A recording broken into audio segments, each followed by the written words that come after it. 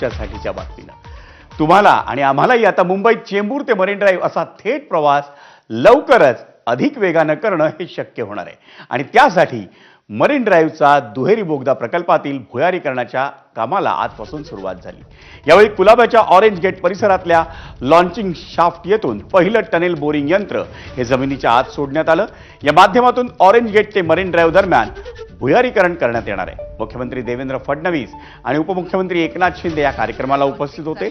स्थानिक स्वराज्य संस्थांच्या पहिल्या टप्प्यातल्या निवडणुकीची रणधुमाळी संपल्यानंतर फडणवीस आणि शिंदे यांचा हा पहिलाच एकत्रित कार्यक्रम होता। भुयारी मार्गाने जोडली जाणार आहेत। मुंबई किनारी रस्ता प्रकल्प आणि अटल सेतू सारख्या प्रमुख पायाभूत सुविधा प्रकल्पांशी देखील जोडला जाणार आहे। आणि नेमका हा प्रकल्प आहे तरी काय, त्यामुळे कसा फायदा होणार आहे जाणून घेऊया ग्राफिक्स मधून। चेंबूर ते मरीन ड्राईव्ह 15 मिनिटात प्रवास आपण करू शकू। चेंबूर ते मरीन ड्राईव्ह असा थेट प्रवास आता अति वेगानं होण्याची शक्यता आहे।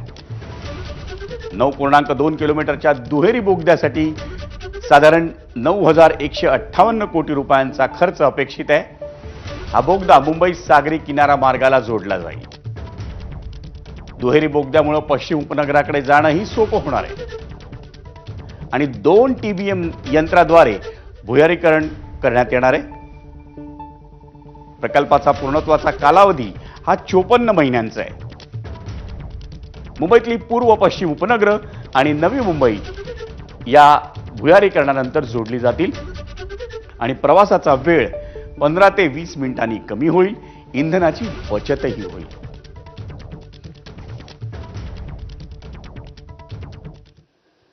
आणि मंडळी, या प्रकल्पाच्या उद्घाटन प्रसंगी मुख्यमंत्री देवेंद्र फडणवीस आणि उपमुख्यमंत्री एकनाथ शिंदे या दोघांनीही काय म्हटलं आपण पाहूयात।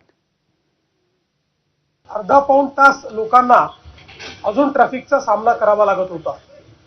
त्यासोबत आपण जो नवी मुंबईचा एअरपोर्ट तयार केलाय त्याच्याकडे जाण्याकरता हा जो काही ऑरेंज गेट टनेल आहे याची संकल्पना करण्यात आली आहे। हा जो टनेल आहे आपण विचार केला तर जवळपास 700 प्रॉपर्टीजच्या खालून चाललेला आहे। ईस्टर्न रेल्वे आणि सेंट्रल रेल्वे या दोन्हीच्या लाईन्स खालनं तो चाललेला आहे आणि सगळ्यात महत्त्वाचं की त्याच्याही खाली असलेली आपली जी मेट्रो 3 आहे अंडरग्राऊंड त्याच्याही 50 मीटर खालून हा टनेल जाणार आहे। साऊथ मुंबईची देखील ट्रॅफिक कमी होईल आणि ईस्ट आणि वेस्ट हे एकमेकाला जोडलं जाईल। त्यामुळे हजारो लाखो मुंबईकरांना त्याचा दिलासा मिळेल।